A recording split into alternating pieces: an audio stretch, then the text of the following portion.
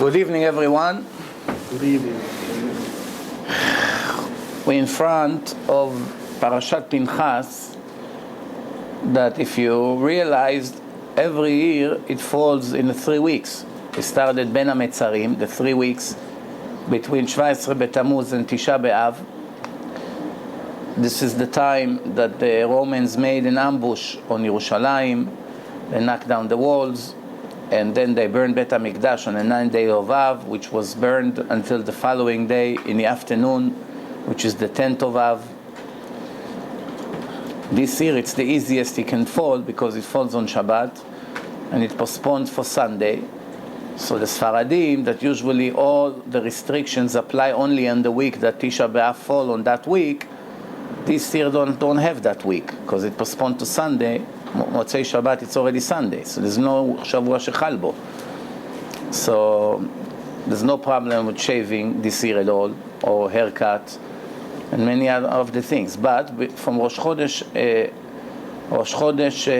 Av, for 10 days, no meat and no wine. No meat and no wine. And now 3 weeks, no music. And this week, there's no problem with laundry, no clothes to wear, because for Sfaradim, the Ashkenazim, they're more strict when it comes to the morning laws of the 3 weeks. So they start everything from the Motzei Shabbos before, 1 week. Most of the restriction applies to them, so they don't take a shower, or they take a shower with cold water, depend, but they do it for 7 days before. When it falls on Shabbat, they start the Shabbat before. When it falls on Shabbat, according to Shulchan Aruch, the Maran, it postponed to Sunday. There's no Shavua Shechal Bo. There's not the week that Tisha B'Av falls on it. One way or the other, it's always better if a person knows he sweat and he smells to take a shower with cold water. Even Ashkenazim, it's better to take a shower and go supposedly not 100% with the minhag than to make a sin of Chilul Hashem, which is the worst sin in the Torah. That people smells you, whether it's Chilonim, secular Jews that don't understand the laws, or a Goy doesn't understand. You mourn destruction of the temple 2,000 years ago. They cannot understand that.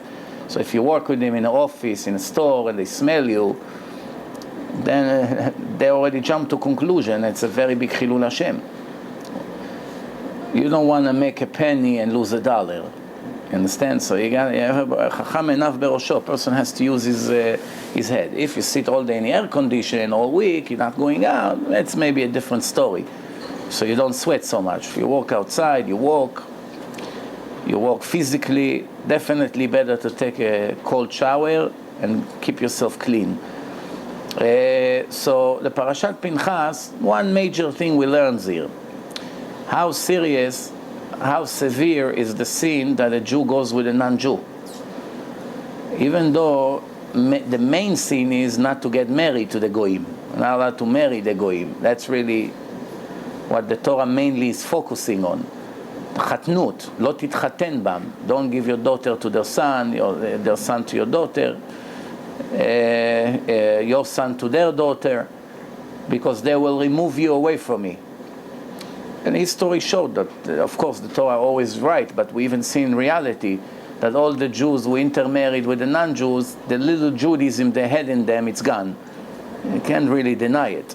And don't give an example of a Jew who married a Goya and made her supposedly behave like a Jew, because that's 1 out of 1,000. Most of the other cases is he doesn't want to get on her nerve, and he has to compromise her parents, and to sit with them in a Christmas meal, and all kinds of things like that, and there's nothing he can do.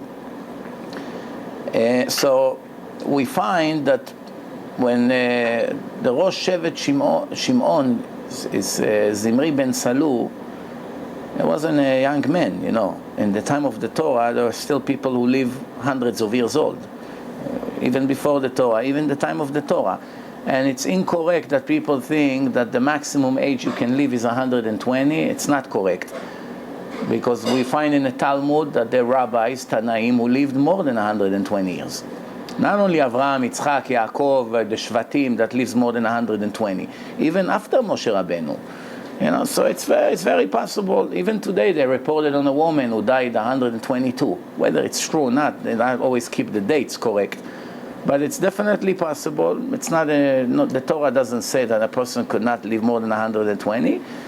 We just find that 99.9% of the cases a person doesn't get to these ages. But there's always an exception to the rule.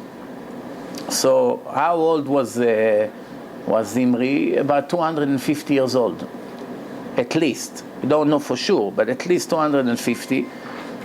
And he takes a Goya, Midianit, not garbage from the street. Somebody important, from important family. He brings her in. Moshe Rabbeinu tried to prevent it. He makes fun at the most important person in history, in front of everyone. He said, why? Who's to say that I cannot be with her? He said, it's against the Torah. I said, what about your own wife? Tzipora, where is she from? Who was Yitro? Midian, same thing. Wow. I got a German girl, you have a German girl. I got an Arab girl, you have an Arab girl. Whatever it was, Midian. So why are you giving me Musar?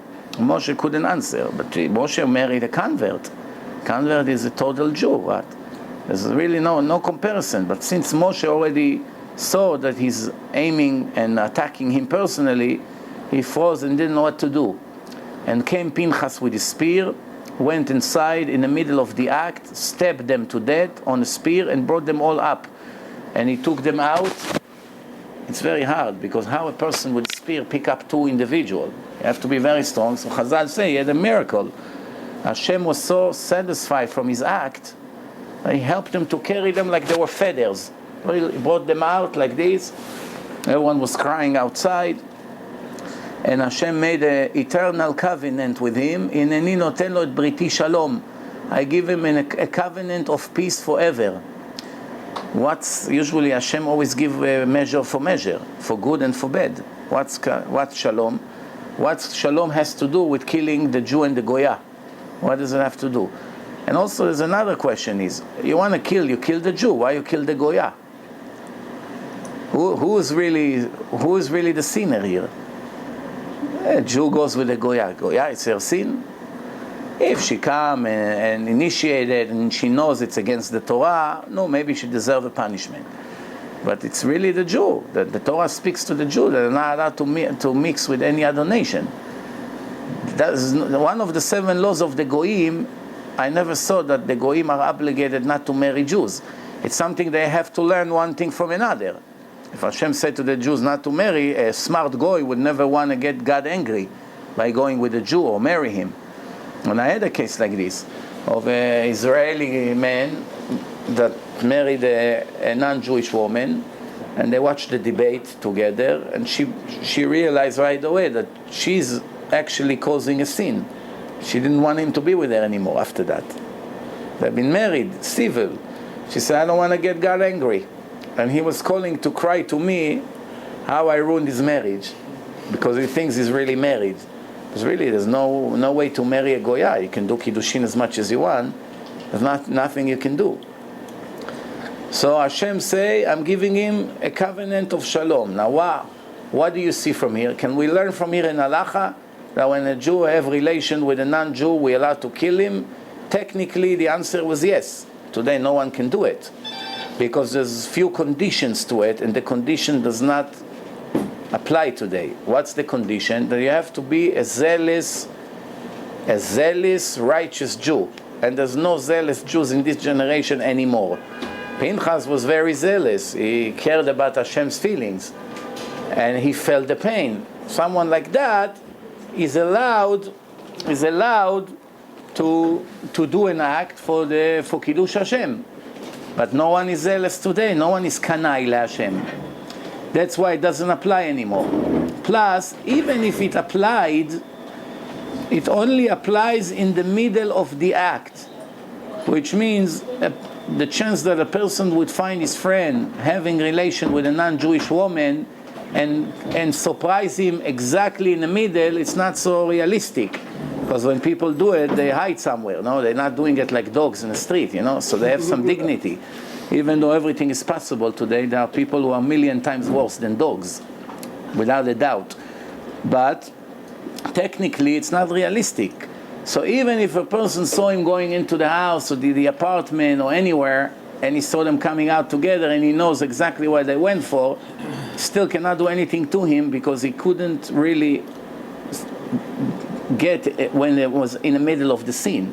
And even if he broke into the room and found them in the middle of the scene, and he got embarrassed and he stopped right away, he can still not do anything to him. Only when they connected together, that's the only time that a person was allowed to kill them, and as I say, it doesn't apply today. Many of the killings doesn't apply today. For instance, this is one permission to kill a Jew, and in this case also the Goya, and it doesn't apply anymore because no one is zealous. There's a mitzvah to kill Amalek. Every Goy that is from the nation of Amalek doesn't apply today. Hashem mixed the nations. No one knows who is Amalek. Doesn't apply. There's mitzvah to execute all the serious sinners. There's many sins, usually Isurei Karet, that there's an execution by the Jewish court. We're not doing it today. Chalel Shabbos, all kinds of things, we're not doing it today because there's no Sanhedrin. And so basically, there's no executions. And even in the time of Bet HaMikdash, when they finally were able to execute people, once in 70 years, they hardly did it. Once in 7 years. That means that nobody made a sin in 7 years that deserved to die? The answer, of course not. People made sins. People always made sins. Not only in this generation, almost everyone is a sinner. People made sins. But first of all, people, when they made the sins, they were hiding very well.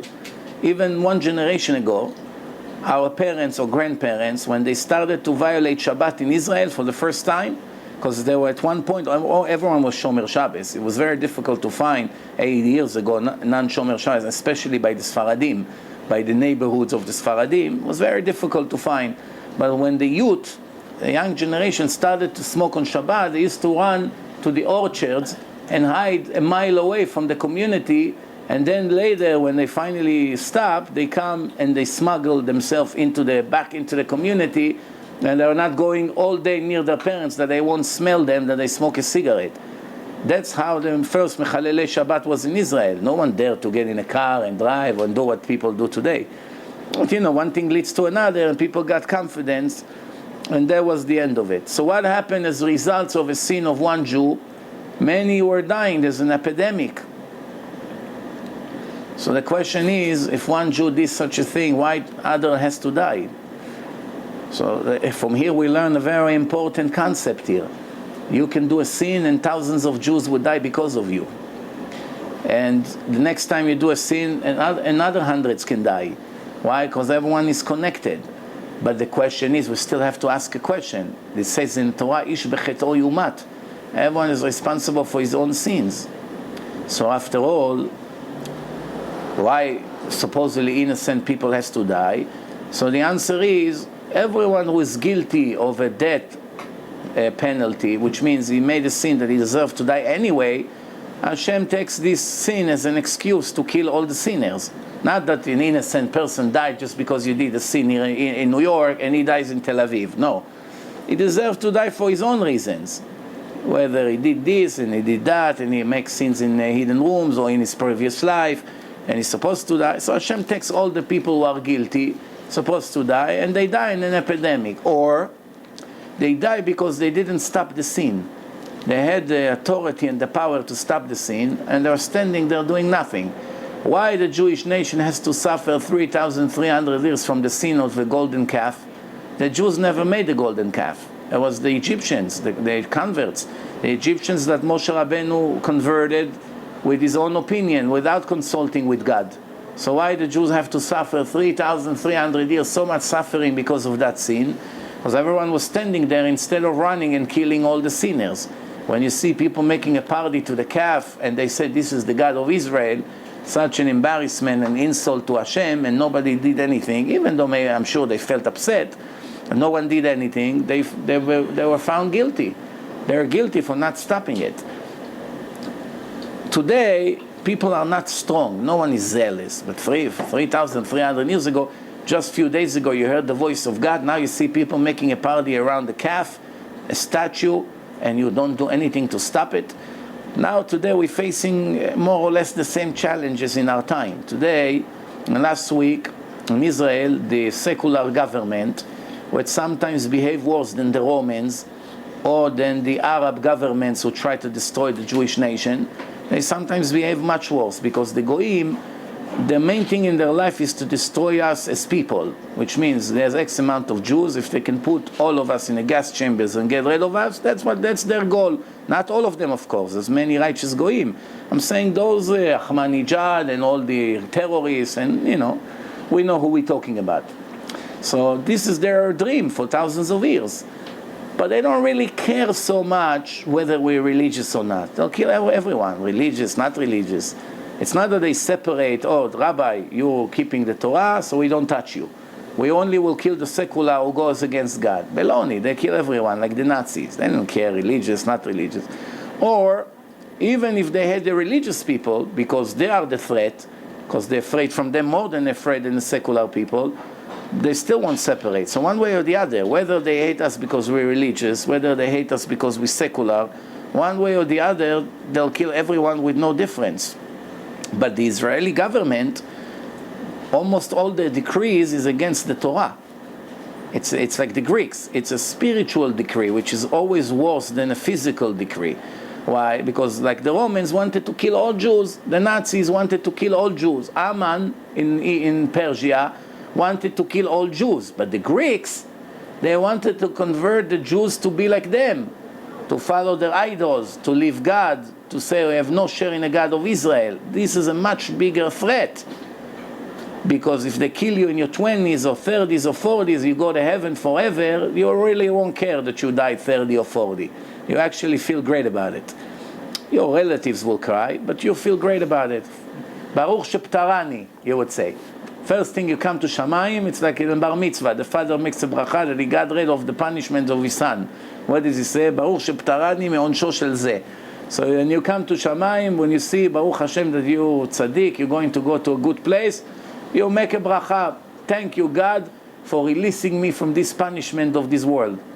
You won't miss your millions. You won't miss your new car. You won't miss the new jewelry you just bought. You won't miss the beautiful mansion you built on Ocean Parkway or in Great Neck. You won't miss it. Only over here, our stupidity makes us addicted to this nonsense. Once you're going to see the world of the truth, none of these things will be important to you. And even if they offer you 10 times more to return here, you won't want to return. You only would want to return here if you're supposed to go to a different place, not to heaven. Then you say, return me back to my mansion. I don't want to go where you're supposed to go. But if you go to heaven, believe me, you won't regret, dying. So usually the people who dies, if they're righteous, they're crying for us. We're crying for them, but really they should cry for us, because we are in a much worse situation. I remember when I went to the autistic kid, and I said to him, I feel bad for you. He said, no, I feel bad for you. I am suffering a lot, but I'm very close to the correction of my soul. You people who still here has a lot more to do. So who's more miserable? One that his surgery is about to be over, or one who didn't even start his surgery? The one who didn't start his surgery, he has cancer growing in his body, but so far so good. It looks fine. He plays golf with his cigar, he's happy, listening to music with his convertible on the way to the country club. And his friend, is already in a surgery room for 10 hours. Cut, pieces, everything open, bleeding, oxygen, And people who compare them say, wow, look at this guy, he's half dead already. And who's luckier? The one who's being cut. The other one is much more miserable. But a person needs a deeper view to understand according to God's opinion. Most of the things we do is with the heart. We don't think with the brain. It's all about the heart. Whatever the heart wants, that's what we usually do.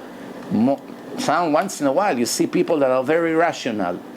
Usually it's men. With women, it's very difficult to get them to think only with their brain and eliminate the heart. Because usually the heart plays a very serious role. Like when a kid is crying, right away you see the mother is crying also. No, give him, please, have mercy. It's very difficult for them to be strict and give a punishment and that's it and stay in your room. Usually right away they surrender. He cries, he's on the floor 2-3 minutes. Okay, let me go get him the candy. It's all about the heart. But with a man, he can, but not everyone does it. So basically, like I'm saying here, is that the punishment of what we have today and the relation to the parasha of Pinchas is leading me now to what I really want to speak tonight. That was like an introduction. I want to speak tonight about something that maybe doesn't apply to any one of you, and hopefully will never apply to any one of you, but it's a very serious epidemic in our society now, and it's divorce. The rates of the divorce is growing tremendously every month for the last 20 years. 20 years ago, it was very difficult to find divorce cases among religious people. Non-religious people, it started already before. The religious community, unfortunately, is about 10 to 15 years right after the secular community. So whatever you see by the secular today, 15 years approximately later, you begin to see by the religious community. For instance, 15 years ago, almost in no Jewish town, you had all these bombastic supermarkets. You had very small, tiny stores, people shopped, it was very simple. Today you go to the religious supermarket, you have 500 different kinds of snacks.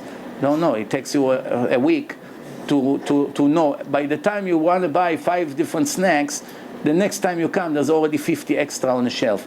Every hour a new company comes, everyone has big eyes, no one's satisfied with anything, people stuff their carts all the way from here to the top, usually with food stamps. And it's just this flavor and that flavor, and everyone is addicted and cannot live without snacking something.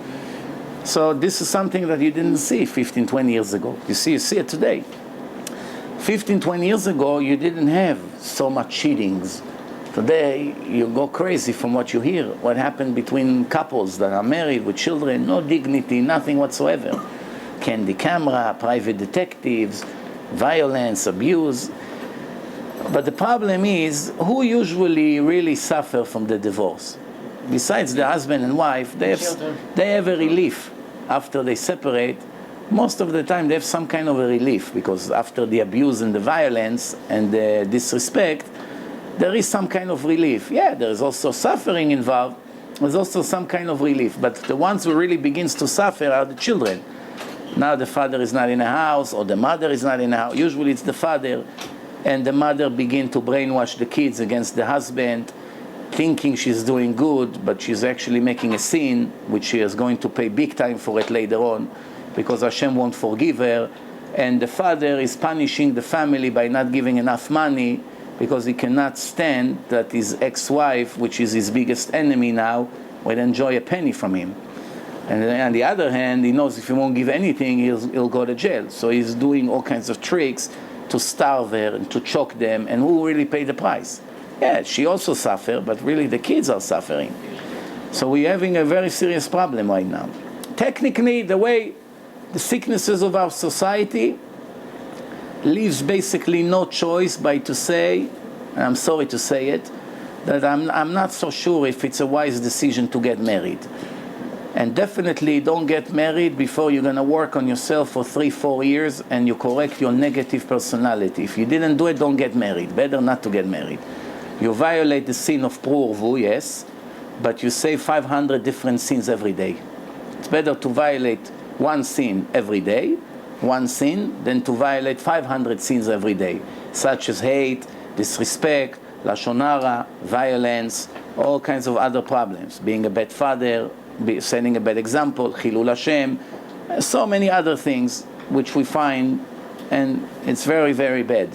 So if you want to get married, first you have to take a time out from your corrupted life, all of us with no exception, and become a human being. If you want to stay a dog or a monkey and then get married, don't do it. It's just a matter of time until your nightmare will begin. Sometimes the nightmare begins after a week, sometimes after a month, sometimes after 6 months, maximum a year. Within a year, all the problems begins. Now, when you ask how bad it can be, let me give you an example. First of all,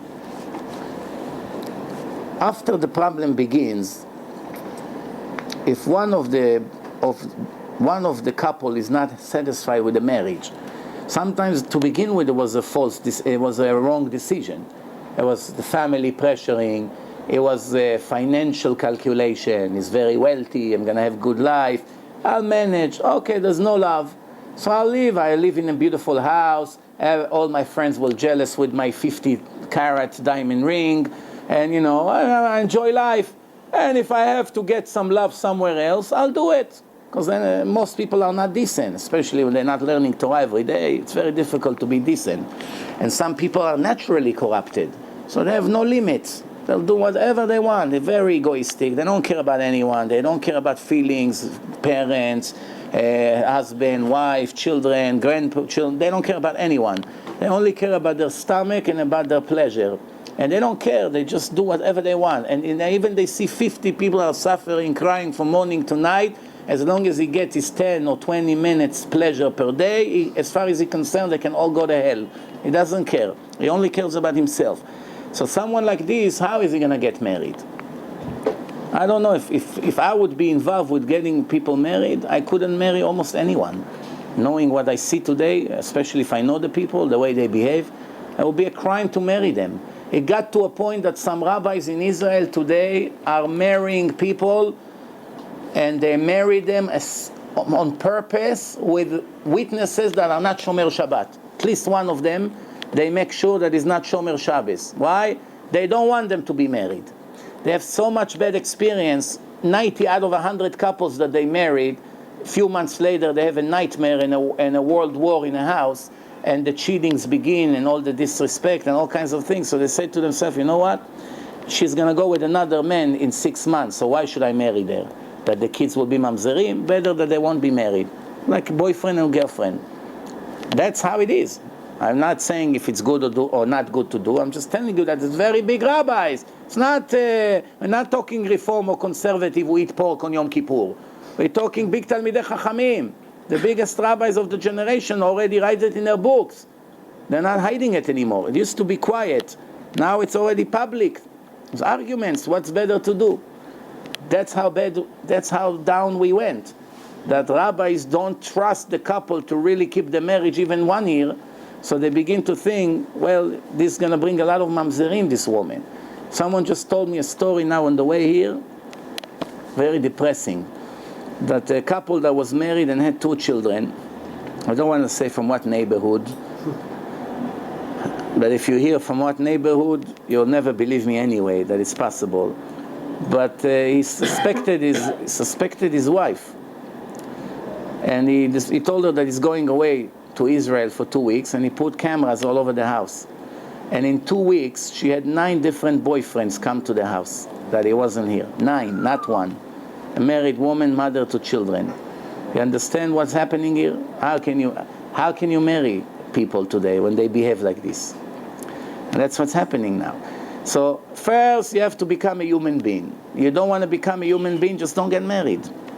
You come in front of Hashem, and Hashem say to you, why you didn't get married and had children? You tell him, I was a dog.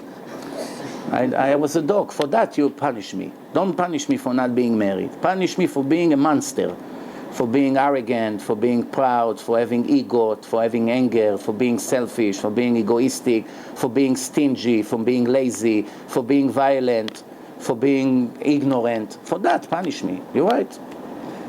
I didn't listen to Mesilat Yesharim series. I didn't learn Chovot Alvavot. I didn't learn Emunah. I didn't learn confidence. I didn't learn decency. For that, you punish me. Why you're talking to me why I didn't get married? How can I get married? If I cannot be a human being 1 hour, I can be a responsible father? Not to talk about the drugs problems that today you have. Drugs, alcohol, drinking. Rabbi, Shabbat, mitzvah. What mitzvah? Where does it have mitzvah to be drunk? Bottles of whiskey, one next to the other, all kinds of behaving like you can't believe. Busha v'cherpa, real embarrassment. And modesty issues. A woman that is not modest, can she be a wife? How can she be a wife? How can she represent the family? How can she? So much problems comes to the house from the way she dressed and walk in the street. How can she be a mother? How can you marry her that your daughters will be like that? It's like death sentence before they came to the world. You marry this woman, the daughters see how the mother dress. What do you expect them to be? They can go to the best Bet Yaakov. They'll dress just like their mothers, like prostitutes. All tight, all open. Half an hour before she leaves the house, she thinks how many men would look at me on the street. And she calls herself religious. Not to talk of those, the fakers that goes to Puerto Rico, Bahamas, St. Martin with a bathing suit in front of 500 Vinnies and Tonys. And then they come back to their neighborhood and she looks like a Rebbetzin, thinking Hashem doesn't watch. I'm not talking about that. That's complete fakers. I'm talking ones who really try to be religious, but they never learn the laws of modesty. I had many girls, when they heard my lecture in modesty, they thought I'm crazy. I was only telling them what the halakha is. Nothing extra. I never give extra. Only the most lenient way, if you know me. The most lenient way. I'm against being strict, especially for people who are not solid. And even people who are strict, and I see that it's more to their level, I convince them to stop. Like if they grow a long beard, then they're not in this level, I tell them, take your stupid beard off. Don't pretend that you're Ben Ish Chai, because it's going to bring destruction to your life. First work on your Torah level, then you consider it. Well, 6 months. You still talk like Chiloni. Every second word is a curse. And he walks with a beard like this. It's an embarrassment. The Arabs, they can have beard as much as they want. They can go, they can murder, they can do whatever they want. That's no problem. It's not our problem. But we represent Hashem. You come, you look like a rabbi, you don't know two halachot, you curse, you behave like Chiloni, and then you grow a beard. So there's some exception to the rule. Some people are very, very weak character with the ladies. Every lady they see, they want to make a scene. So sometimes the only way to prevent them that is to make a long beard, and they're embarrassed from that. So that's like a guard. It's like someone who watch you, stand next to you. Okay, in that case, if that's the reason, better sometimes people would think he's a rabbi and they found out he's a total ignorant, but at least he doesn't make scenes every week with the lady, fine, so there's an exception to the rule.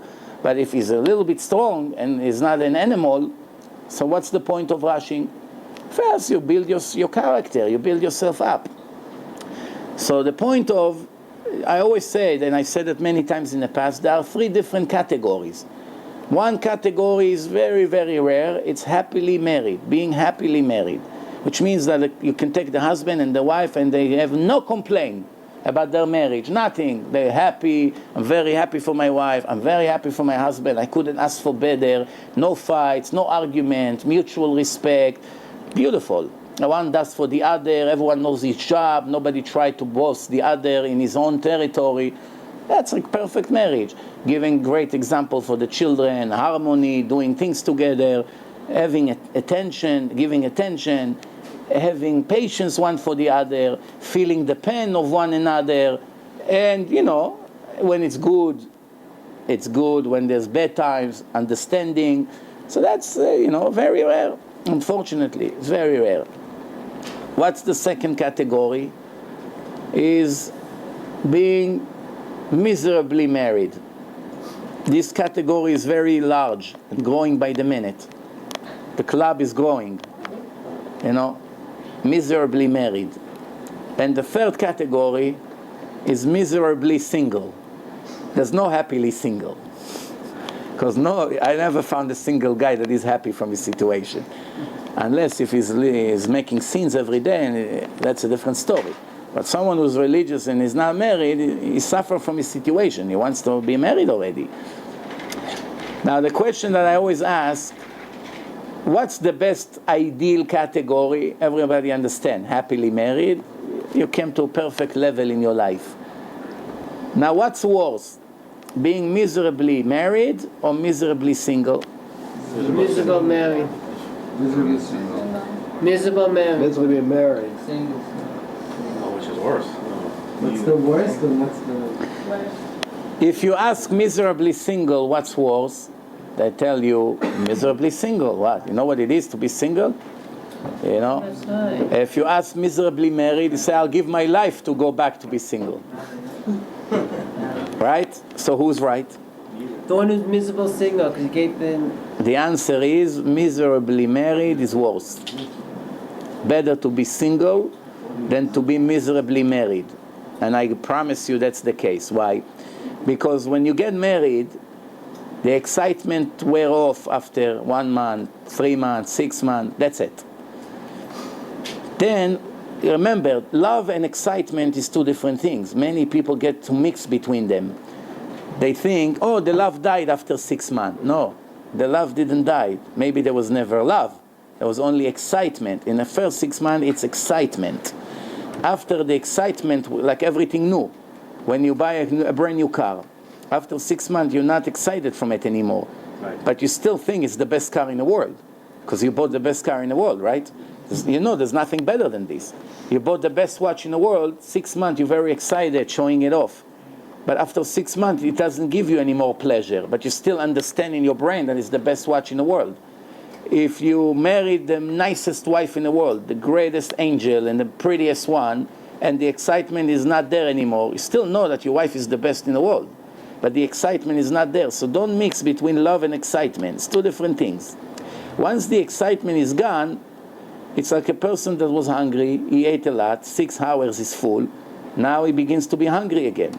But this time there's no food, because he can't get new, he's stuck with the same thing. So what's happening here? Here comes the challenge, the personality level. That's why I said, if you're not a human being, the problems will begin. If you are a human being, if you're a grateful person, you know there's the rules, you have to live by the rules. It's not all about you, and it's not all about your pleasure. There's obligations in life. Just like when you go to work, you have to do things that you don't like to do. There's no choice, you do it, and you do it good. You don't want to do it good, your boss will kick you out of the window. So you understand the risk here. But in a marriage, today it's very easy. Everyone hit the button, okay, divorce. Prepare the divorce papers. Now, people think that by getting divorced, they will solve the problem. The answer is absolutely not. Let's talk first about the man, and then let's talk about the woman. A man that wants to divorce his wife because of certain problems, instead of working on fixing the problems, they want to just divorce. So what does he think? Let me get rid of her. I'm still young. I'm going to find a different wife. Start fresh. What do I need is headache? It was a mistake to begin with. I should have known she's stubborn and she's this and she's that. That's what he thinks. Or she will stop bothering me. Or I'm going to finally get my freedom back again. That's what's going through his mind. Or I'm not going to have to serve her and go shopping and go to this store and this supermarket and take the kids and that. I'm just going to disappear, throw everything on her head. I'll pay her whatever the lawyers would say. I'll show a very small tax return. How much I have to give? 17%. Anyway, most of the money, it's not on a book. So I pay a little bit. If she'll be nice, I give her another few $100. And like this, I'll be a free man. That's how they think. Problem is that, first of all, many of them don't get remarried right away. They can suffer for years until it happens, if it happens. Second, even if they get married, the same problems come 6 months later in a second marriage. Why? Because he doesn't see that he's the main source of the problem. So we didn't correct any problems. Now you have to pay her and you have to pay a new family. So you didn't really solve all the problems. But the main problems is with the kids. Because the way of the wives, unfortunately, is to take revenge against the husband by punishing him through the children, by brainwashing the children against him. And now every normal man loves his children. Once he gets divorced, he misses them, he wants to be with them, he wants them to love him. When you see that the children are constantly brainwashed against him, that they look at him as a Hitler, because that's what their wife told the kids, and I know many cases like this, that they don't want to talk to the fathers, because she says so many lies, and her parents and everyone around, your father is a monster, is this and that, and most of the time it's all lies. So the price that he pays is beyond any expectation. He never believed that it's going to be so bad. Some people kill themselves in the end because of that. So this is something that people don't consider. Now, some people think, okay, my financial problem will be over. No, because when you're going to see that your children needs this and still have to go to yeshivot, you still have to pay for it, you still have to pay for the rent. If you're a human being, you're not going to leave your children on the street or in public school just because you want to punish her. So you still have to pay it. And plus, you have to pay now for separate rent. You have more expenses for yourself. It didn't solve all your problems. It didn't solve your problem. Third, it's still an embarrassment, even though much less than before. When people ask you, are you married or single, you have to say divorce. It's still an embarrassment, even though nothing compared to what it used to be. 50 years ago, no one dared to say the word divorce. One time, Rabbi Aderet told me he went with his father as a kid. So we're talking, 50 years ago. He walked with his father and he heard the word divorce as a kid. So he asked his father, Abba, what's divorce in Hebrew? מה זה גירושין? What's divorce? He gave him such a smack just from saying the word. It was like saying the worst curse. So that's how bad people looked at that. It was like the end of the world. You divorce, you finish. Nobody wants to talk to you. Nobody wants to marry you. You're not a second-class citizen. You are a 10th-class citizen. You're the last, worse than mamzer. No one wants to look at you. Oh, divorce, forget it. You don't even have a chance to go on a shidduch on a date. Today, since it became an epidemic, you know what people say. Can't beat him, join him. Everyone join the club. What are you going to do? You're not going to remarry divorced people? So today it's not even an embarrassment being divorced 2 or 3 times, because it's already thousands of that. That's how bad it is. Like a person is in this status and he doesn't even feel the embarrassment. Not having the embarrassment only makes the situation worse. Because in the past, people knew, wait, that's a red line. We cross it, that's it, there's no return. Let's work on our problems. Today, that's it. One more problem. The rabbis are overwhelmed with work of peace in a family. So they already lost their patience a long time ago. Unless if he's a beginner, he just got on a job 2 weeks ago, still have some patience. Most of the rabbis are burned out with this. They can't even hear it. Right away, get divorced. No one has patience anymore. Shlom bayit, 6 months, come again, sessions. And send them to therapists. Go to therapists. If these therapists help or not, only Hashem knows. Now, what's the risk of going to therapy? The therapy doesn't succeed. 2 years later, the situation is much worse. Maybe before there was no kids. Now there are 1 or 2 kids. The problem is much worse.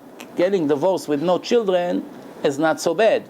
Getting divorced with children getting involved, you're killing two souls here. And plus, there's a lot of problems because you have to stay in touch. And she hates him and he hates her. And there's no happy divorce that they love each other so much. Very, very rare. And even if people, they sometimes try to pretend, but inside their heart, believe me, it bothers them very much. So this is it. Now let's talk a little bit about the woman. The woman think that once I get divorced, finally my abuse will be over. He won't tell me how fat I am. He won't tell me how lazy I am. He won't complain how dirty the house is, about my horrible food, about my parents. I cannot stand them, and why the children are like this and not like that. And he's not going to constantly step on my head, and I'll be free. I'm going to get rid of his jealousy and his arrogance and his anger, etc. I'll find myself a much better husband. I finally move to a bigger house. That's what they have, these hallucinations. In reality, one day after the divorce is finalized, everyone who knocks on the door, she's thinking, oh, maybe he came home. They divorced, but it's very difficult for a woman to be alone, especially if she has children. First night is a nightmare. If you know anyone who got divorced and you love them, go and live by them 2-3 weeks to help them at least for the first few weeks, because it's really the hardest thing. I just witnessed a case of divorce who's taking place now. And the woman demanded divorce. She went to all the rabbis, and apparently all the attempts to make peace didn't work. So she constantly screamed, divorce, divorce, divorce. So they're preparing the paperwork, and the husband didn't want to stay in a house for Shabbat, because next week I'm going to be in a different house. What's the point of sitting together in a table when you now became the biggest enemy? So he decided to go to someone for Shabbat. So she started to call all the families in town to complain that he left her alone for Shabbat. A reality, just now, a few days ago. He left me, can you believe it? He's not even staying on Shabbat with me. So this is just to show you that the women, many times they scream divorce, divorce, divorce, but they're not considering what's going to be after. It's usually a lot worse, usually. Unless if we're talking about a real violent husband that hit and do all kinds of bad things, okay, they cannot live with that, obviously. But sometimes it's not so bad. It's really not so bad. It can be worked out. But right away, divorce, divorce, divorce, leave me alone, that's it, and then the problem becomes a lot worse. So what's the solution? The solution is first to prepare the medicine before the sickness comes, which means work on yourself before you get married. Plus, if you married someone who doesn't learn Torah, I'm talking to the ladies, your chance to have a happy married is close to zero. It's a very bad investment, very bad. Who wants to invest in a stock that the chance it will go up is less than 1%? Who? Do you know anyone? Any businessman who will know that the chance of this stock to go higher this year is 1% and he will invest a penny in it? Only a moron will do that. No one will do it. Only retarded. But why people marry a man that is not Shomer Shabbat and not learn Torah? What do you expect him? To be an angel without getting the right education? I never saw one person that behaved like an angel unless if he's under the influence of Torah. Some people are behaving in certain way under the influence on drugs and alcohol. Once the drugs wears off, something happens. Once the drugs is on, maybe they sleep all day. When the wicked people sleep, it's good for them, it's good for the world. Some wives are happy when their husbands snore. 5 hours of release. No abuse. But, is that the life a person wants? Some women, their husband goes on business trips from time to time. It's the happiest days of their lives. Nobody understands that this is a very sick marriage. If you need your spouse to go away, that you have some freedom from her or from him, your marriage needs critical reviving. You need the shocks. It's a moments before death. If that's how bad it is. So who wants to be married and be miserable? Why is bring you misery? It's supposed to bring you the greatest happiness. It could be the nicest thing in life. And the Torah gave a lot of advice and a lot of help, like the Taharat Mishpacha, that on and off, the relation, on, off, to revive it every month, that we won't get sick and tired of each other. So Hashem did everything He could to make your marriage successful. But nobody wants to work. And I always say that if I had the time and the money, first thing I would do is open a college. Not for the nonsense that we learn today in colleges, no. If it was up to me, 90% of what they teach in college, I would cut. I would only focus on what you really need to know. You want to be an accountant? You finish high school, you go to 1 year school, you learn accounting, you're done. You don't learn anything else, no history, nothing else. You want to be an accountant, you need to be good at math, you need to know all the software about accounting, that's all you have to learn. Everything else is waste of time and money. You want to be a doctor, so you only learn medicine, nothing else. A doctor doesn't need to know history, doesn't need to know about Antiochus and Titus and who knows what else. It doesn't know to know the history if we came from a monkey or Hashem created us. It's not relevant. You want to be a doctor, you need to learn biology, you need to know the body, pulse, blood pressure, that's it. Medicine, different kinds of medicine, allergies, that's what you have to know. You don't need 11 years of your life to become a doctor. 2 or 3 years, it's enough. It's all business. So I would eliminate 90% of the college and the things that they push into the learning program just to make profit of people's head. But I would open a new college. And I would teach there, first year, how to become a human being. First year. Jealousy, arrogance, ego, laziness. To become a human being. Decency. Without that, how are you going to be a husband or wife? You don't know how to be a human being. You don't know how to interact with people. Everywhere you go, everyone hates you. Everywhere you go, you make people miserable. You never help. You always... So... this problem is only going to be much worse in the house. Imagine that after 6 months the excitement with your wife is over and you're an arrogant human being and you're selfish and you don't want to do anything. You live with a roommate that you cannot stand. You know what a miserable life it is? Those of you who lived with roommates that they couldn't stand know how horrible is life. You have to go to the room, you have to check if he's in or not. And if when he's not there, you finally have a moment of rest. And when he's there, you stay outside in the hallway until you get rid of him. Why? You cannot be with him in the same room. You can't stand each other. In the army it's the same thing. They put you in a room with some crazy lunatic. Now 1 year you have to live with him until you have to beg for Hashem's mercy. Maybe they'll be able to switch to a different room. That's it. That's your room, and it's not normal. So you live with someone like this, that's it. Now many people before the marriage, they live off high medication, mental medication. You don't check, you get stuck. And it's a problem. At least you have the rights to decide if you want to take a boy or a girl that they live under heavy medication. You have the right to know, so you have to check. You find out a year later into the marriage, it may not be already, it's maybe too late. So there's all these problems right now. So what's the solution? What's the solution? Just to get married, to get divorced, forget about it. It's not. One more problem now, and I spoke about it and I speak about it a lot, is that when people get married, before the marriage, they get their parents involved too much, and the parents destroy their marriage. And that's a very common problem. The parents come to do well, but they actually destroy their wedding. They destroy the marriage, I mean. Why? Even if in the end they compromise, and they agree that you marry your husband or your wife, in the beginning they gave a lot of hard time, he won't forget that for the last 6 months the parents of the girl gave him nightmare, or the parents of the boy couldn't stand her. This stays forever. It may take years to recover the relationship. When you marry a girl and you know her parents cannot stand you because you're Ashkenazi or Sfaradi or Yemeni or whatever you are, it doesn't go overnight away. If you have a friend and he told you the truth in your face that he cannot stand you, just because tomorrow he comes and say, okay, let's be friends, what do you think? It's over? You know what he thinks about you. You heard the truth. Cannot erase it from your computer. It's there. It's very difficult. Like this software, you want to install some Yahoo bar. Cannot get rid of him. That's it. Cannot erase it now. Everything you try to do, they pop up. If your parents told you the truth in your face, you know what they think about you.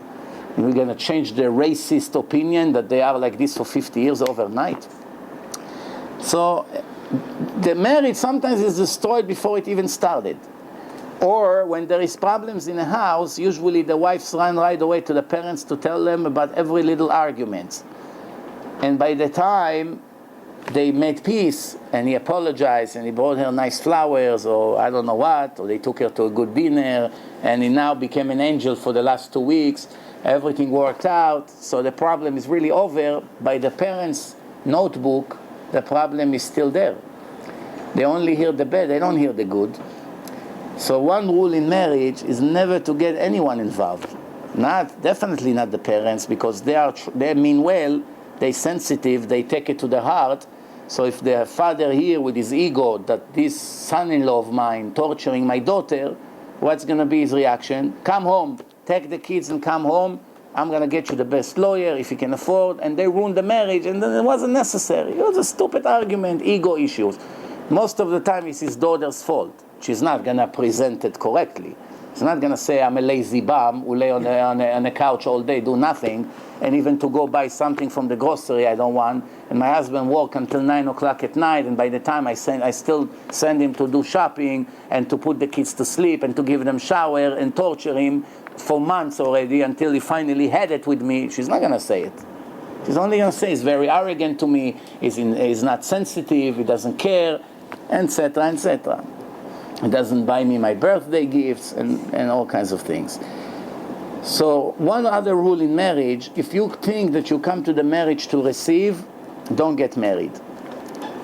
You don't come to the marriage to receive. You come to the marriage to give. That's rule number 1 in marriage. I'm going to buy myself right now an owner that will tell me what to do for her. Or I'm going to buy myself a boss who will tell me what to do for him. This is the right approach. If you come like that with low expectation and you know I'm willing to do a lot for her or for him, most likely you will never have problems and disappointment. If you come to the marriage for him to support you and buy you and take you and do this for you and do that for you, when it's not going to work 100% according to your expectation, of course you'll be miserable. You came to receive and you're not receiving. Marriage is not to come to receive. Marriage is to come to give. It's partnership. Like two partners, they want the business to be successful. If everyone would think, how do I take advantage on my partner? They both think how to take advantage on each other. They both sink to death. But if they come and say, wait a minute, it's my blood, it's my business. What do I care about him? I have to protect my own investment here. So let me invest everything I can. I stay extra hours, I work, I put my efforts, I put my money, I care about the business. Why? Because marriage is, in a way, it's a business, it's partnership. So everyone has to put his blood into it.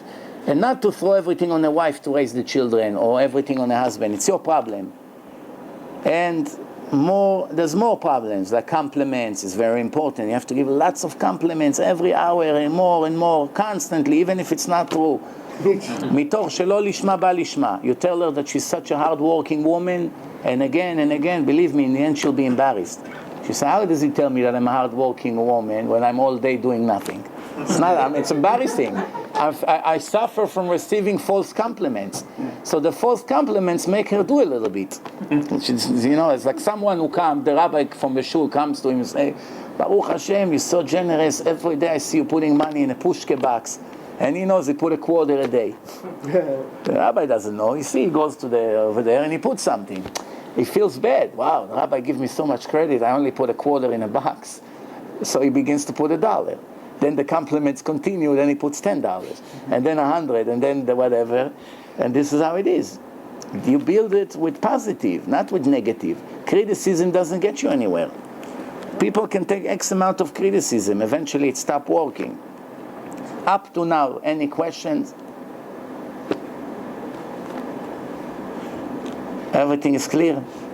So before we finish, one more thing. Today, there's another bad habit. People lost their emunah in Hashem and in halacha. And sometimes they're disappointed from the way the rabbi treated their case. So they look at their mind that my only solution is to go to the police.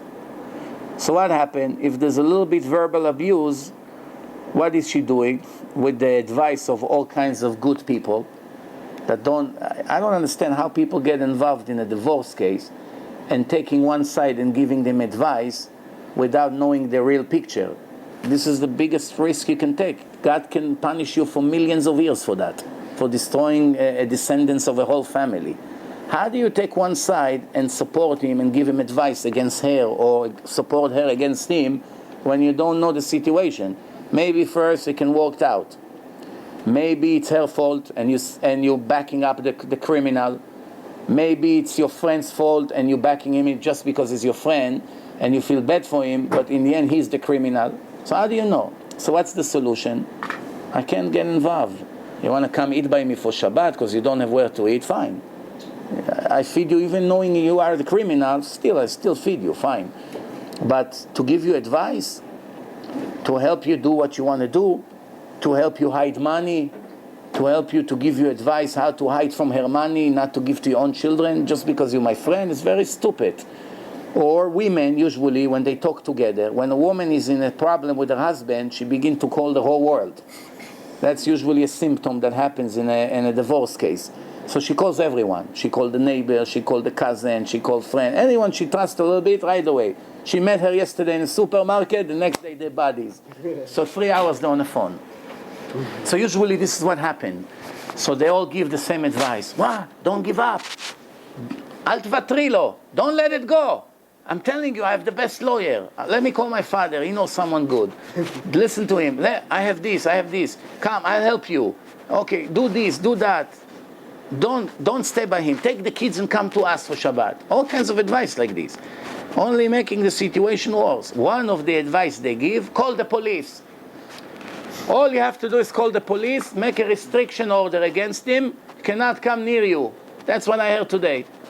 A little bit verbal abuse, not real violence. Verbal abuse sometimes is worse than real violence.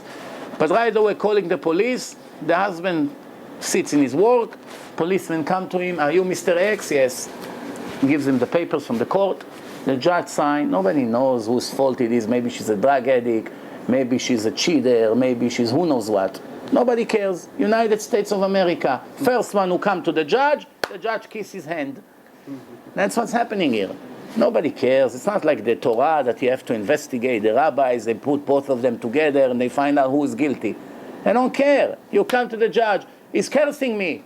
Okay. Restraining order. He cannot come near you. So now he finds out he cannot come to his own house. He has his books, computer, his this, and he cannot enter his house. Why? She was the first one to go to the judge. Okay, so fine. So the judge protected you. You got rid of him. But Hashem will give you the biggest punishment. What do you think? You can do whatever you want. You're not allowed to run to the goyim to do this. Plus, what about the Chilul Hashem? See a married woman, religious, comes and complain against her husband. He comes with a beer to the police. Sometimes they arrest him. Don't get me wrong. Sometimes that's the only way. If he beats you up and he does things that there's no one to protect you, the rabbi is not going to come and sleep there in your house to protect you from breaking your bones. If it happened once, that's it. Next time, before it happens, you're allowed to call the police. I'm not saying no. Because we're allowed to call the police if we know our life is in a risk or even our bones are in a risk. It doesn't have to be a death case. If you know that there's nobody to protect you, fine. Even the rabbi will tell you call the police. But on your own, just because of an argument, just because it doesn't give you enough money as revenge, we make the judgment ourselves, but in the end we are guilty. We come in front of Hashem. Hashem says, remember 30 years ago you got divorced from your first wife? Yeah, now I have to calculate how much punishment to give you. To give me? You know what she did to me? She did this, she did that. He has a whole list. And everything he says is true.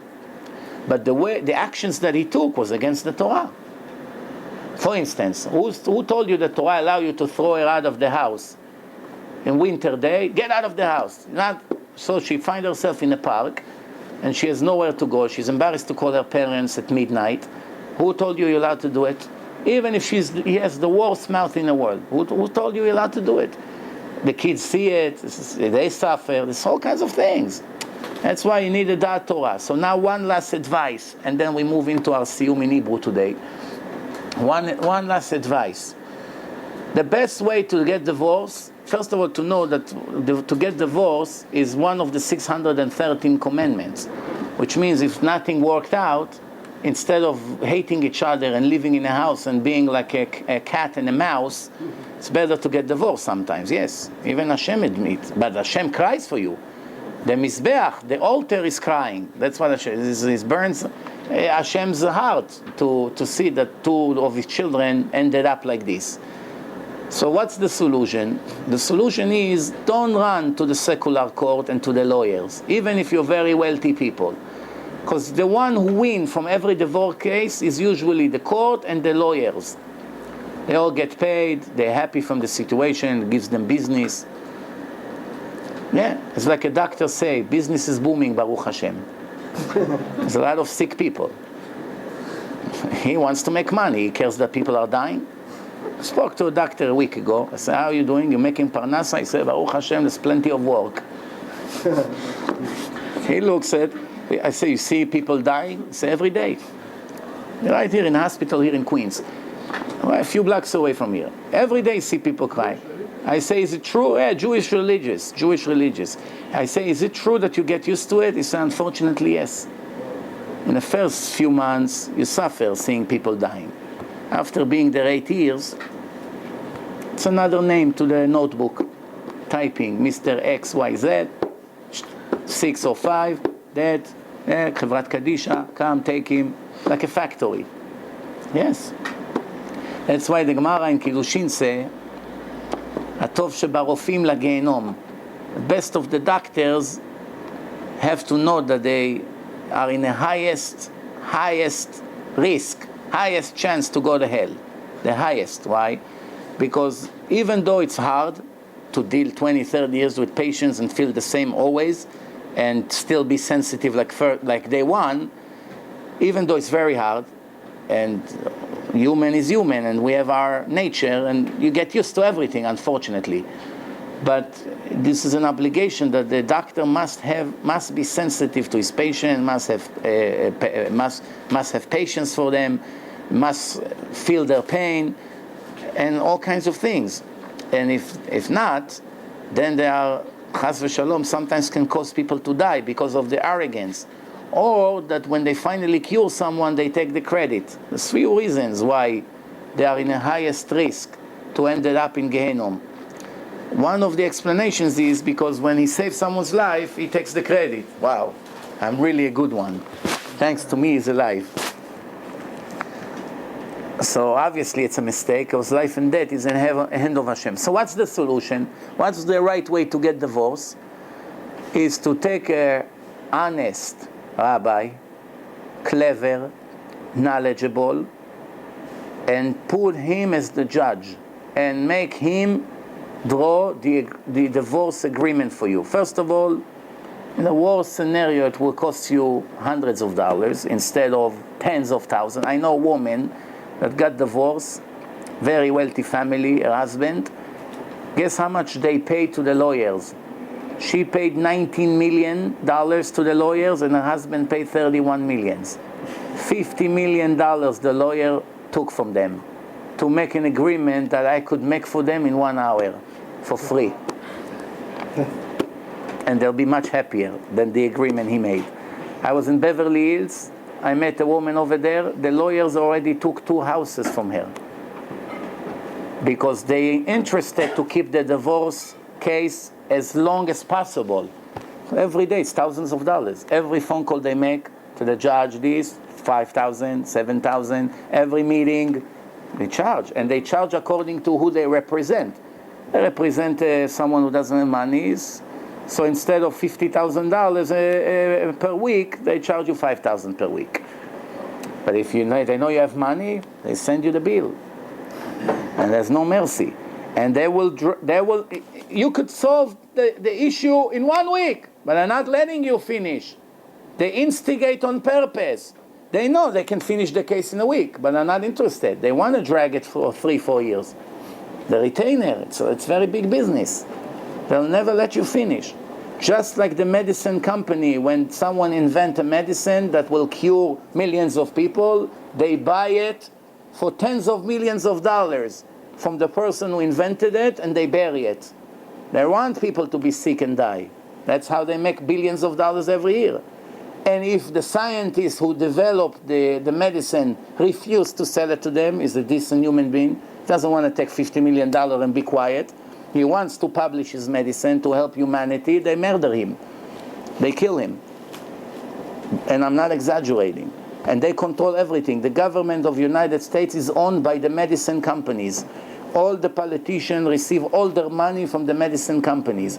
No one can do anything against them. The judges in the United States are puppets compared to them. They run the world. They own everything. Not only here, also in Israel. All these big, giant companies, read a little bit about them, you won't believe what's happening there. The corruption. Sometimes the medicine cure one sickness and on purpose create different sicknesses in your body. It's very, very big business. All kinds of things. Also, the doctors are bribed by others. Give them this medicine, we'll give you X amount of percentage. So they have 2 medicine. One is 100% good, one is only 60% good. They don't give the patients what they really need. They give you what is not so good, because over there they're going to get 25% bribe. And over here they only give 10% bribe. Same thing, buyers. You work for a company, you're the buyer. You decide what suits to buy for Armani, for whatever. So you go to factories and you see it's all made in Mexico, Ecuador, Egypt, all kinds of places. So you go over there and you see nice cut. Now you have to decide on which one to put the name of your designer that you work for. So one say, listen, choose us, we'll give you $500,000. You tell us where to wire the money. Say, okay, thank you very much. They go to lunch, no problem. Then he goes to the other company and he says, listen, I already have $500,000 from one of the competition. Would you bid it? So okay, we'll give you $750,000. He takes the offer and he plays with all of them, and in the end, whoever gives him the biggest bribe, that's who's gonna get the tag. That's how it works. Not only in America. You think in Israel is different? You know how many people who joined the Knesset 2-3 years later ended up in jail? Why?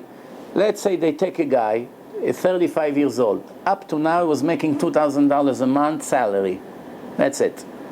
Now they gave him a job. He sits in Israeli Knesset. He got a nice car with a chauffeur. Gets a salary and pension for the rest of his life. What's his job? He's in charge of transportation for the schools in certain area. So now they have to make like an auction. Who is going to give the cheapest prices for the government for the transportation? So there's 8 companies, buses companies. They all give an offer. We will drive 10,000 students every month for 25 days a month for $2 million. The other company say 2.2 million. The other company 2.7 million. What is he supposed to choose? The cheapest one. Of course he won't choose the cheapest one. He will choose the one who give him the biggest amount of money under the table. So he would say, the 2.7, say, listen, from the extras, we charge 700,000 extra, but we'll give you 200,000 to your bank account. What do they give you? They're not giving you bribe. Take from us. So you take the 200,000 and you pretend that this was the best offer. That's what they do. Sometimes they get caught. You understand? You know, someone who found out, all kinds of things, blackmails, horrible world. If you know what's happening behind the scene of every company and every politician that we see, you won't believe what's going on. And they dance according to the music of their voters. Who's going to give me more? You know, this. Now Obama. He decided that the battle is too tight. Maybe he's going to lose. He decided, how would I get extra 5-10 million voters? Immigration law. Okay, everyone who's illegal is going to be legal. It's good for the government. It's good for the country. It's a disaster for the country. It's very bad for the country. They will cry over it for who knows how many hundreds of years for what they're doing. But he wants to get elected. He cares about the country. Yeah, Ariel Sharon, 6 years in coma. There's a rumor, if it's true or not, nobody knows, that he got $10 million to his account to give up the 11 cities that they gave back to the Palestinians and knock down all the houses and everything.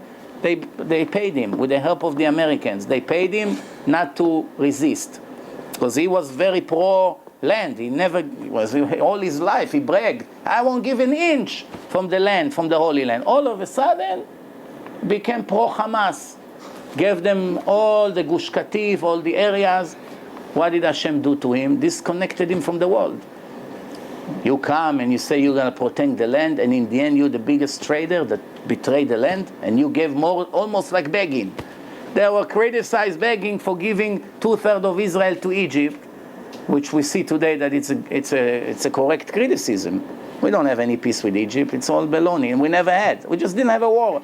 We also didn't have a war with Syria. They hate us very much. Iran are dying to destroy us. We also didn't have a war with Iran, ever. Yeah. And they are our biggest enemies. But so far there was no war with them. Yeah, this is behind the scenes, all kinds of agents fighting under the ground. But real war, we didn't have. So we didn't have a war with Egypt. Tomorrow there's going to be a war. You have a doubt if Egypt will be strong enough that they join the war now with the new government? So all these agreements is all nonsense. How much bribe they receive under the table. Now, if you think I'm blaming them, I'm not even blaming them. The test is too hard. It's too hard. If we'll be there, probably will be just as bad, or maybe less. But the only person who can be a good leader, a good politician, is someone who has extreme high irat shamayim, fear from God. That's very hard to find, because people with fear from God don't agree to be politician. Don't agree. I have my cousin, he's a big holy man, Talmid Chacham, spoke about him a few times in the past. When Shas, the religious labor, they got 17 mandats. They expected 5, 6, 7, wow! There was a big thing with Aryeh Deri, they sent him to jail, he made a videotape, all the Sfaradim, even the non-religious, they all vote for them. They felt racism, all kinds of things. So they all vote for them. They got 17 mandats. 17 seats from 120 to one party. Never been ever in history. So they didn't know who to put. They had 7 members in their party. They needed to get 10 more. So they went to all the yeshivot and they said to the rabbis, give me the sharpest brain you have here, that they sit in a Knesset to get us right. One of them was my cousin, which is an extra genius, and he was a commander in the army, so he knows the secular world. So they came to him, they said to him, here, you ready to be a minister? Right away, not a member, a minister. They didn't know what to do. So he said to them, he was the only one who disagreed. He said, it's an insult to me that you're even offering me to sit with 120 clowns over there. They have no connection to Hashem, nothing whatsoever, what's happening there. And he didn't take the job. And he stayed poor until today. He lives very poor. 10 children, 1 bedroom. 1 bedroom, and they all sleep in the living room, one next to the other. Baruch Hashem, one just got married, so it's 9. Hopefully one now every year someone will get married, so maybe they can breathe a little bit. Maybe the kids will have a little privacy, the young ones. And he's not regretting. He learns Torah, he wrote books, he taught many students, he's holy, every moment of his life, happily married, great children. He won big time over here, and in the life of eternity. Those friends of him who went to the Knesset, 2 of them are in jail, 1 of them is already 3/4 not religious. What do you think? You're going to sit 4 years with the clowns around you and hear their curses and their lies and deceiving all day, and you're not going to be influenced? If you don't believe me, try 2 weeks. Try 2 weeks to be in a place with no synagogue and no Torah. See what happened to you. 2 weeks. If you still have a yarmulke, I'll bow down to you in a window of Macy's. If you still have a yarmulke after 2 weeks. If you daven in minyan, forget it, what a price you deserve. 2 weeks. Well, what do you mean? 20 years I'm religious. 2 weeks I'm going to lose everything? 2 weeks I'm being generous. It takes away all your holiness. What do you think? To build the Empire State Building may take 10 years. To knock it down, 1 minute when it's down. To ruin, to destroy it, it's fast. To build is slow. That's how Hashem made the world. Why? Because the job in this life is to build, not to destroy. To destroy, there's no efforts. No efforts. 1, 2, 3, it's down. To build, 1 step after the other, and you have to do it correctly. You build it wrong, it's collapse. Sometimes it's better not to build anything than to build something wrong. And that's our direction in life. You don't want to be a Jew in a right orthodox way, better you be a goy. Yes, of course. I always say, to be a Reformed Jew is 1,000,000 times worse than a secular Jew. Why? They both don't keep Shabbat, so what's the difference? They both eat chazir on Yom Kippur. They both watch Clint Eastwood shooting on the television. So what's the difference? What's the difference between them? One doesn't dare to say that he's religious. The other one is a big faker. He called himself a religious Jew. That's all. That's the only difference. They both make the same sins. He married Christine, he married Christina. No difference.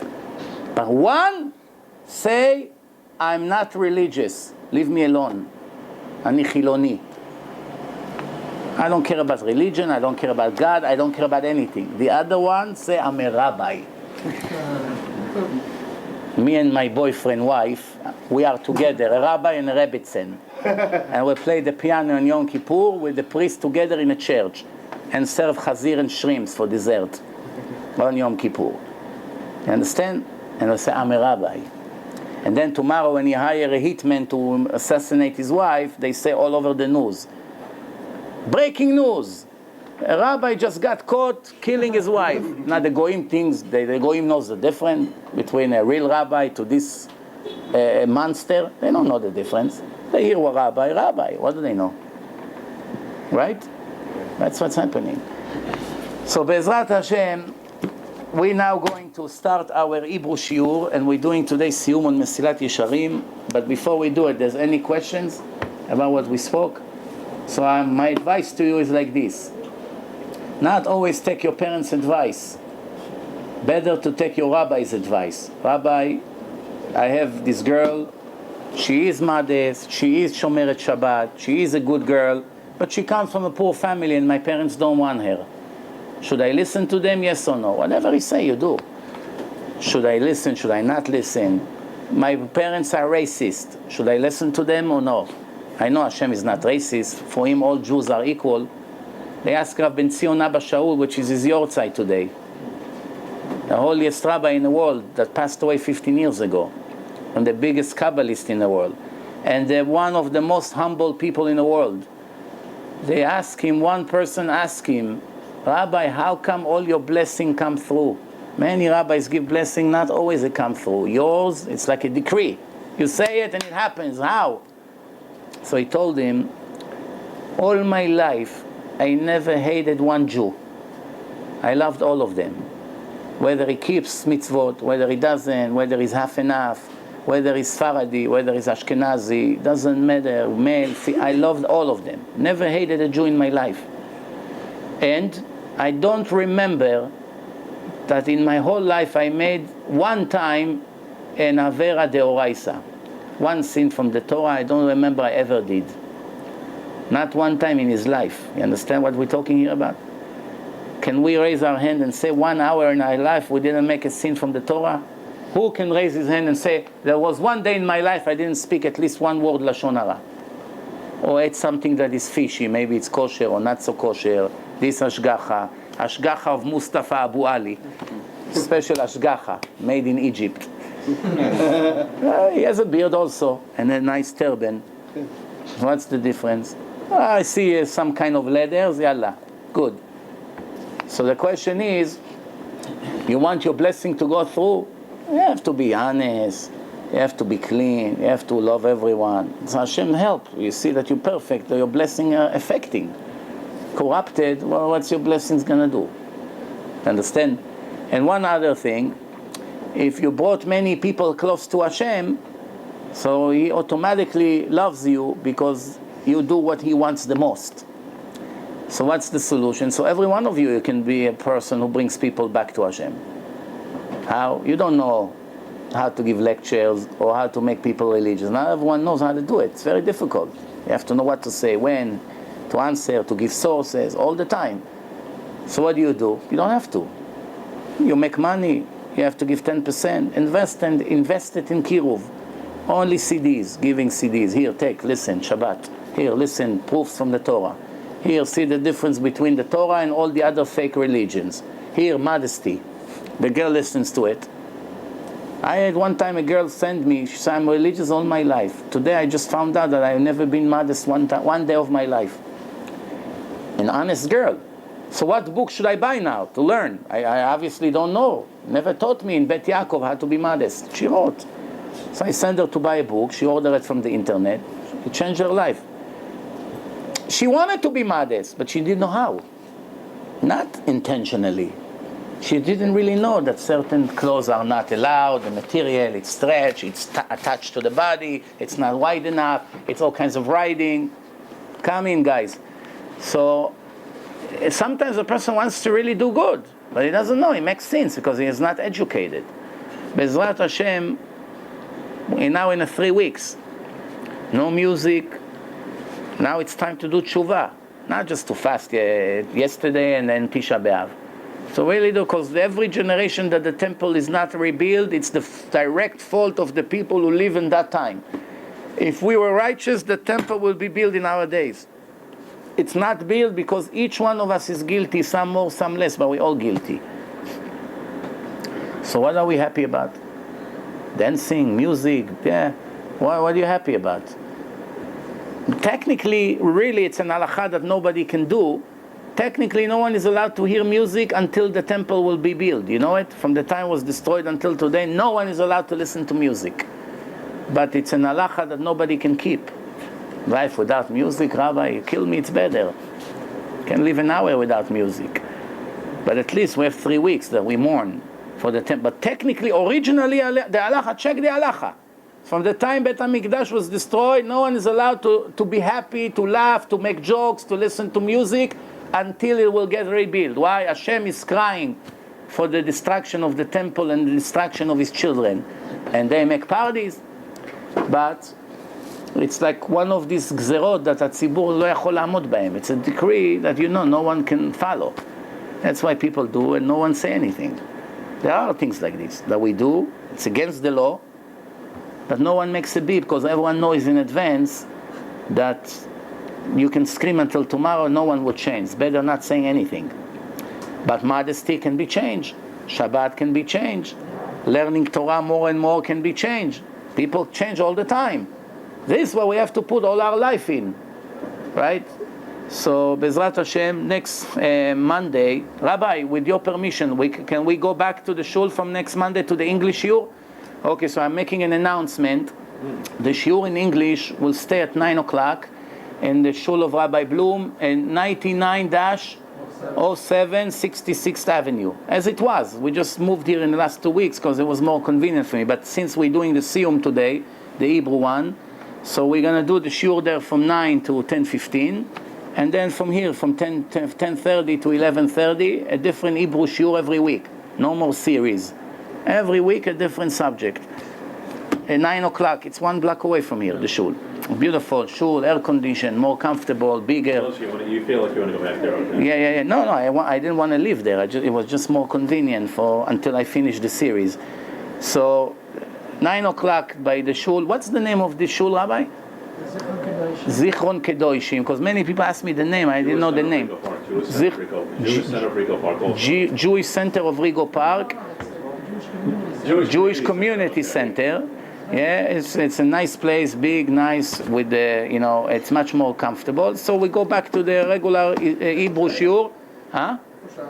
Yeah, where it was for the last year. So, and also, Rabbi, the series that we did, it's now on a CD. I have 21 lectures that we made Mesilat Yesharim, Pat to the Just in English. So, Baruch Hashem, we already gave many of them. I'm going to Belgium on Thursday. I'm going to take a whole big suitcase with me of CDs. And with Hashem help, I hope to make more and more series on CDs. We can always keep people busy in the cars. We just walked in now here. I was standing 22nd on Queens Boulevard. You can ask Michael. 3 cars in a row. We're listening to the lectures. One guy says, Rabbi, I'm listening to you. Next car. Rabbi, I'm listening. Next. Baruch Hashem. I said, well, I better stay here all day.